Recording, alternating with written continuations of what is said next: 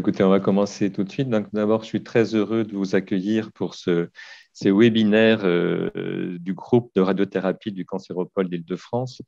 Ce webinaire est là pour faire un bilan des 3 dernières années. Ce groupe a été créé en 2018 et avait comme objectif de regrouper, de fédérer un petit peu tous les laboratoires, toutes les forces vives de l'Île-de-France sur une thématique unique qui était l'oncologie et radiothérapie.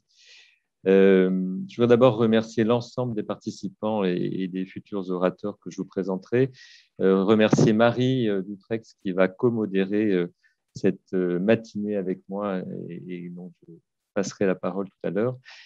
Deux, trois petites informations d'abord pratiques. On arrive donc au bout de ces 3 ans.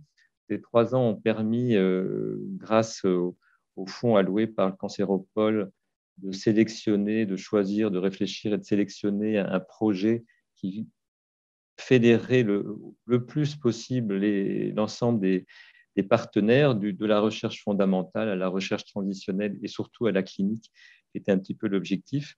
Ce sujet était l'étude des faibles doses données en imagerie, un sujet extrêmement d'actualité.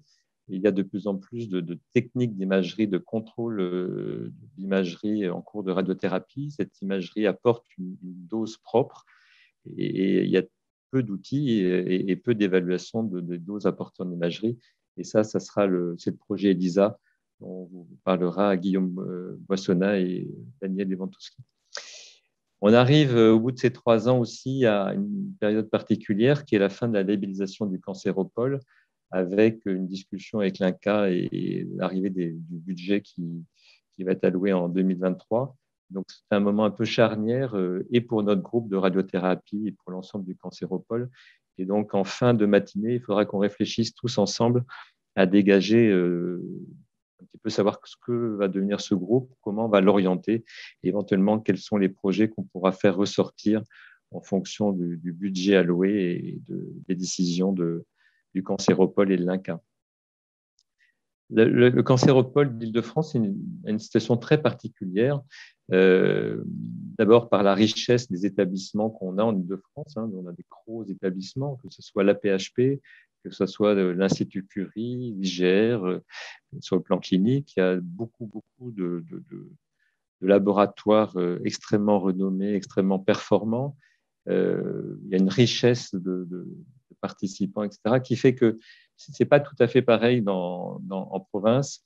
Et ce qui fait une richesse pour nous et aussi une difficulté éventuellement en termes de fédération, de connaissance de ce que font les uns et les autres.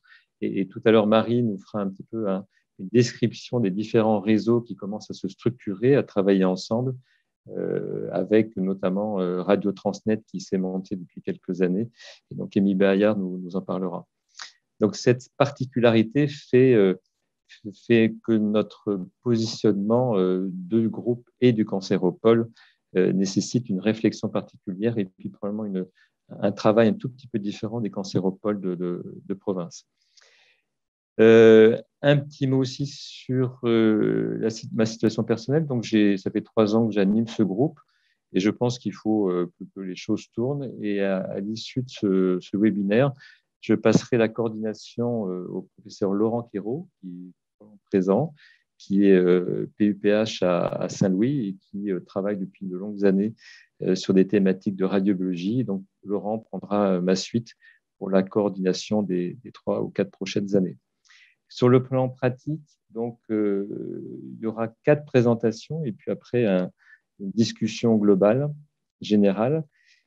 Pour les spectateurs, vous avez plusieurs possibilités d'intervenir. La première, c'est le bouton questions-réponses en bas de votre écran. Donc, vous pouvez poser les questions écrites qu'on lira, Marie et moi, et qu'on posera aux intervenants. Éventuellement, s'il n'y a pas suffisamment de temps, bien sûr, on vous répondra par écrit après le webinaire. Vous pouvez aussi lever la main. Vous savez, il y a un bouton en bas à droite, lever la main. Et donc, on vous passera la parole pour poser directement vos questions.